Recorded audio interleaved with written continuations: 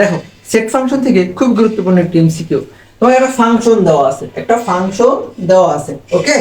এখন এই ফাংশনের ওই ভ্যালু যদি শূন্য হয় তাহলে x এর ভ্যালু বাই করতে বলছে। আচ্ছা ভালো কথা, তোমাকে দেখো প্রথমে একটা ফাংশন দেওয়া আছে, function of x equal to কি আছে ভাইয়া, x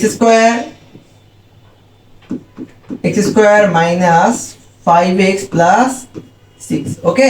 এখন আমার দেখো তো ভাইয়া এই function of x equal to কি বলছে, শূন্য বলছে, তাহলে আমি লিখতে পারি না এটা সমান সমান শূন্য, x square minus 5x plus 6x equal to শূন্য, যেহেতু এই যে function of x equal to শূন্য ওকে। এখন এটাকে তুমি মিডল টার্ম করে x এর ভ্যালু বাই করো, তাহলে কিভাবে করতে পারি, x স্কয়ার মাইনাস 3 দুগুণে 6, তাহলে 3 আর 2 5, তাহলে 3x minus 2x plus 6 equal to শূন্য।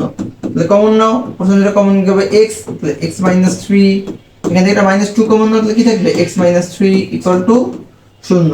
তাহলে এখান থেকে থাকবে হচ্ছে আমার x মাইনাস 3 আর x মাইনাস 2, তাহলে এইটা সমান একবার শূন্য হবে, আবার এইটা সমান একবার শূন্য হবে।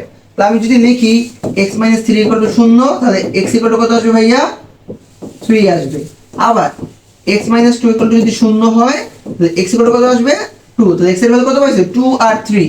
দেখো তো কোথায় আছে x এর ভ্যালু 2 আর 3, এই যে ক নম্বরে আছে। ঠিক আছে, বুঝতে পারছো, বলো।